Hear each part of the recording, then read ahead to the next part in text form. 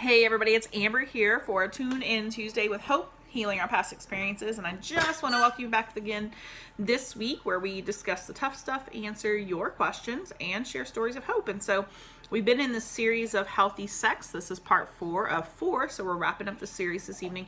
And I gave you a little teaser last week as what to expect, and we're going to be talking about sexual expressions. I'm going to do it pretty quick, so this is kind of an introduction. It is something that is included in the curriculum that I have for sale on the website, because it's one of those things that as couples or as individuals, like being able to understand what your sexual expression is going to help you kind of work through that and work into having a healthier relationship with that significant other for you. Okay, so there are 8 sexual expressions. Only one of them is healthy, and that'll be at the very end that we discuss that. So we're just going to jump right in. So number 1 is sexual tolerance. It's literally like it sounds. Like you're tolerating having sex because, well, that's just what's expected. You're not really enjoying it. It's not something that you're craving or even really desiring, but it's just tolerating having sex. Number 2 is sexual exchange. That can be inside or outside of marriage. If it was, one of the examples that come to my mind is when I was working in a public place, I would hear the girls in the break room saying, well, I know what I need to do tonight so that I can go shopping with the girls on the weekend. And they were literally exchanging their sex for their husbands to be happy so that they could get what they wanted in the end. That's also called manipulation, and manipulation has no place in the bedroom. So sexual exchange, you could really be exchanging sex for anything. You're using it as a commodity to get what you want. All right. Number 3 is sex without boundaries. Oh my gosh. Prominent thing. Like, we think that it's just a norm, but it's not. But all sex acts equal sex. And another thing that I put in there is anything that brings an image to your mind that gets you aroused is pornography. All right, that's something that I addressed a little bit last week about pornography and how it just sets you up to fail with unrealistic expectations. So all sex acts equal sex, and realizing that if you're having that, like, your sex life is pretty chaotic probably. So just understanding that. Number 4 is sexual anorexia. It's one of those things that, like, it can be inside or outside of marriage. For the person who is married to an anorexic, you're probably being made feel like a roommate, right? So sexual anorexic is one of these things that, like, at first they may, have a pretty good sex drive in the beginning, but after 6 months to a year, you're pretty much having to beg to get any kind of intimacy with your spouse at all.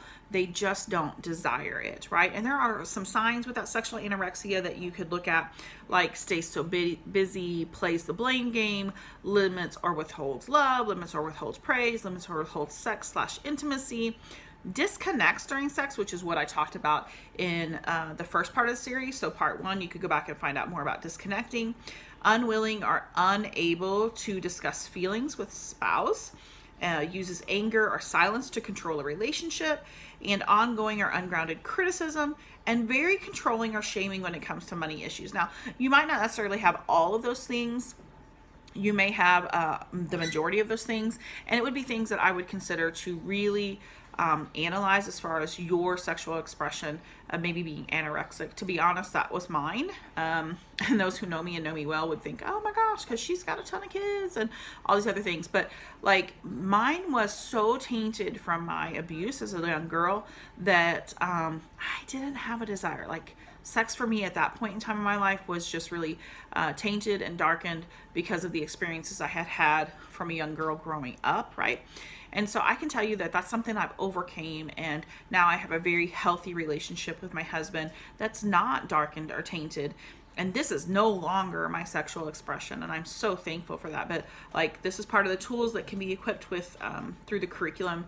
Like I said, that is available on the website, and I always post that for you guys as well. So number 5 is sexual addiction. So if somebody's experienced sexual trauma or abuse, a lot of times anorexia or addiction is one of the 2 ways that they start coping with life, right? The sexual anorexia or addiction. And it's kind of like, we have our own formula. I talked about coping before. You could go back and find videos on that as well. But, like, some who choose addiction, they choose to be in control of that. And they're like, well, I figured out how I like it, how I want it, and now I'm going to get what I want, when I want, how I want it, with whomever I want. And sometimes it's multiple people during the day, multiple people throughout several times throughout the week. They just can't ever get really satisfied with that. So they're always craving more and more and more. And for somebody who's married to an addict, they begin to feel like they're just not enough. That's where Dr. Doug Weiss in Colorado Springs, Colorado, highly recommend him and his office to be able to speak truth and to counsel in that situation. That is their specialty. So check that out as a resource. Number 6 is sexual re-traumatization.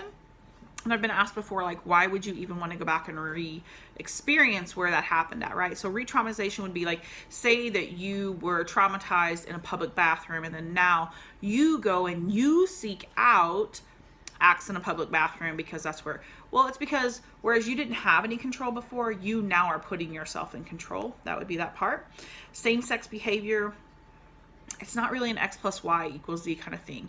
I can tell you that many people that have crossed my path in the last several years that, if it was a man who perpetrated a girl, sometimes that girl would be like, men equal pain, so I'm going to seek comfort in the arms of a woman. Or say it was a young boy and he was perpetrated by a man. Well, I must be gay because he found me attractive. And so that reasoning comes out and then that behavior comes out. So sometimes that is how we come to the belief that we are attracted to the same sex, is actually after effects of the trauma that has happened earlier on in life. And then number 8 is called sexual integrity. What is integrity? It's just being absolutely honest with yourself, right? Being able to be transparent. You don't have all that junk cluttering it up. It's not after effects or things that have been formed because of our outward influences and things like that. But you can truly have a clear, honest relationship with the one that you love, and it's a healthy relationship. It's not infiltrated with porn or unrealistic expectations, or you're not being made to feel like the roommate and all those things. And so I just want to encourage you today that I know I talked really quick because I had a lot to cover in a very short amount of time, but if you want to know more, check out the curriculum on the website. And like I said, I will most definitely highly recommend Dr. Doug Weiss in Colorado Springs, Colorado. Until next week, see y'all then.